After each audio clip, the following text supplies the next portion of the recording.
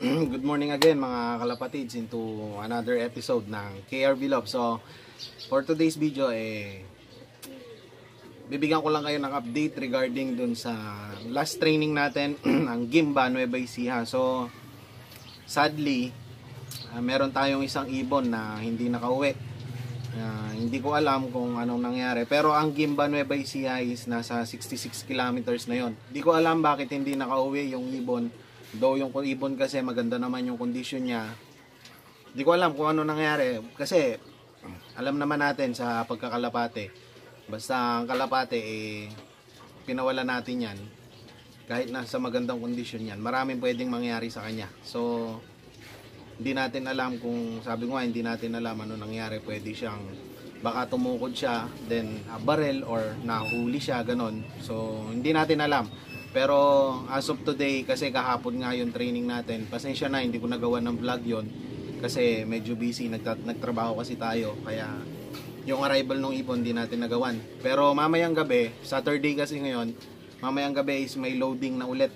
Ang release nila is San Jose, Nueva Ecija. So magbabasket tayo ulit mamayang gabi. Kulang na tayo ng isa, nawalan tayo ng isa.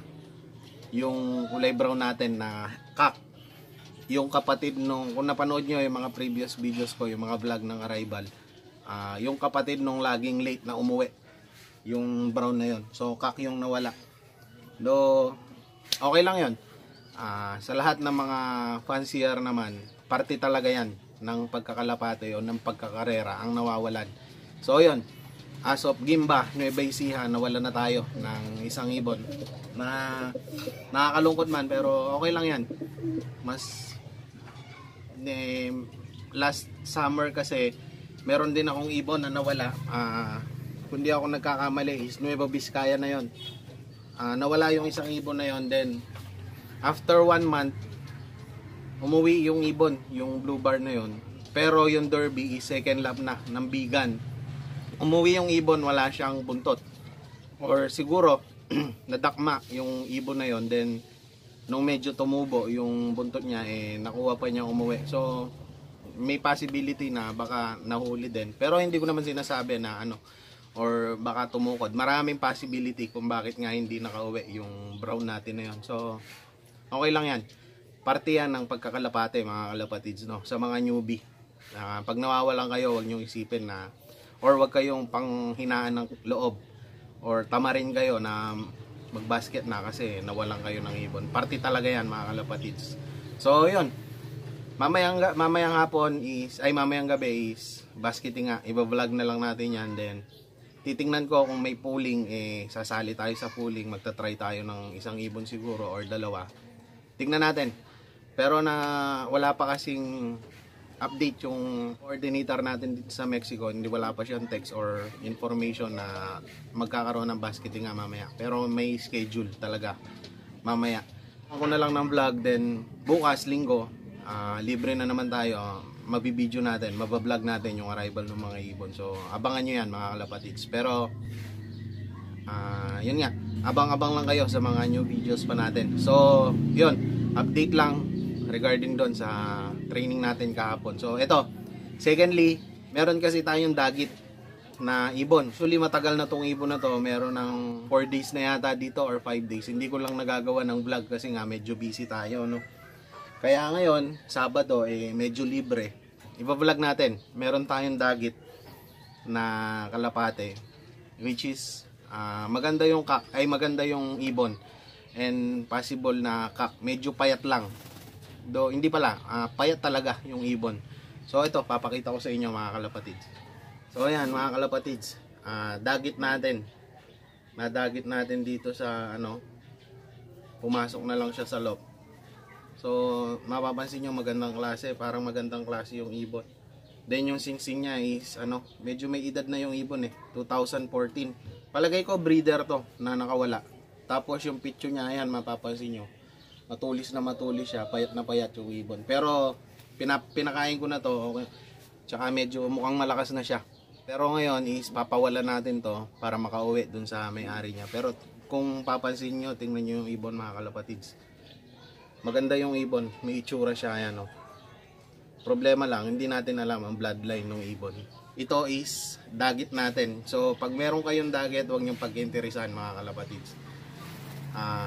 Papawalan natin to, papakita ko sa inyo para makauwi dun sa tunay na may-ari. Pero ito palagay ko breeder talaga.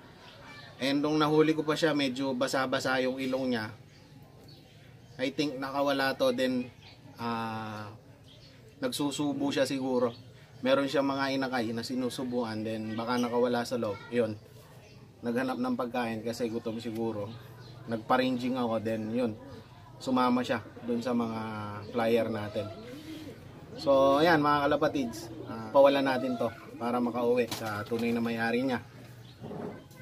Kung makakauwi siya, pero kayanan natin. Sabi ko nga, pagka meron kayong dagit, huwag niyong pag-interesan.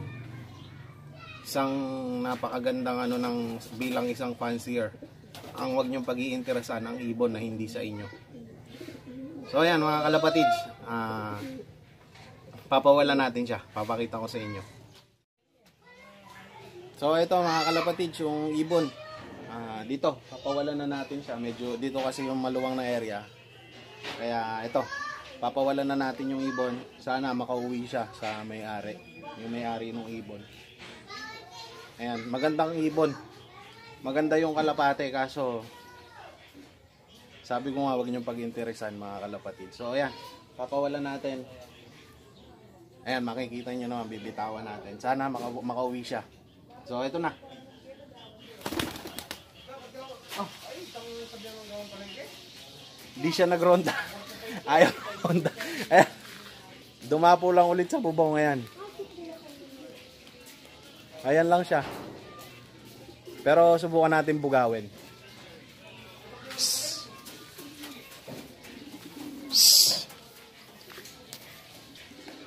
So ayan, lumipad na.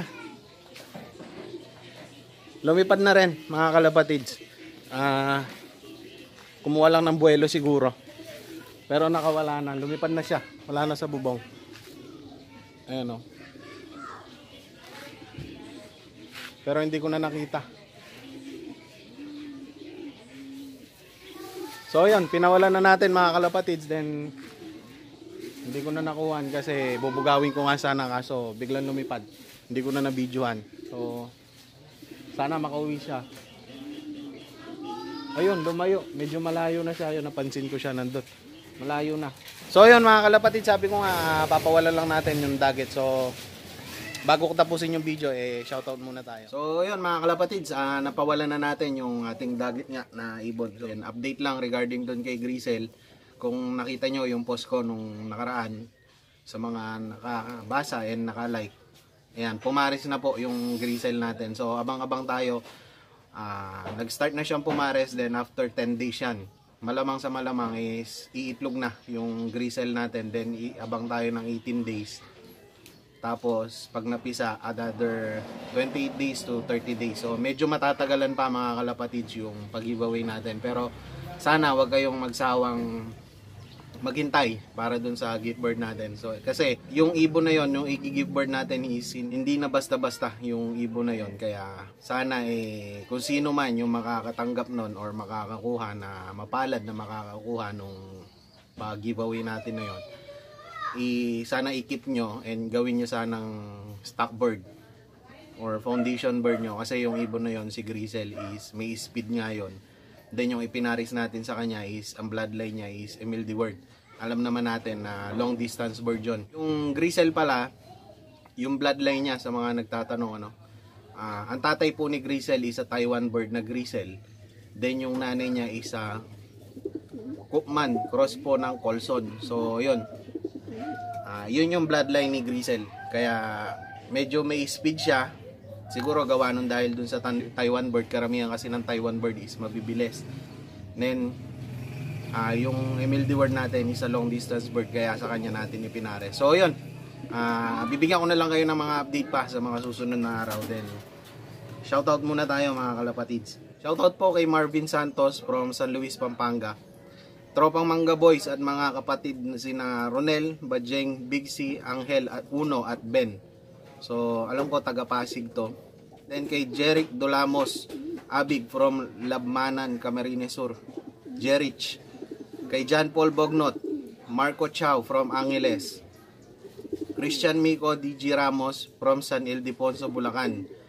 Kay Dustin Cruz from Dasmariñas, Cavite. Richard Franco from Cutod, Angeles. CJ Ignacio and Maharlika Loft ng Bulacan. From Bulacan. So, Twins Loft from Bacoor, Cavite. Kay Nosili Alonzo Alonzo from Pulong, Kakutod. Magalang, Pampanga. So, sabi pa niya is kahit busy daw siya sa trabaho, nakakasubaybay daw siya lagi. So, ayan, maraming salamat sa iyo sa suporta, kalapatids. Then, sa mga Tambay Boys, Patrick Vega from Plaridel, Bulacan. Habagat Lo from Oriental, Mindoro. Justin Antonio from Tarlac. Ray Guloy. Freddy Lopez from Valenzuela City. Reden Paala ang Reyes Lop from Bulita, Batangas.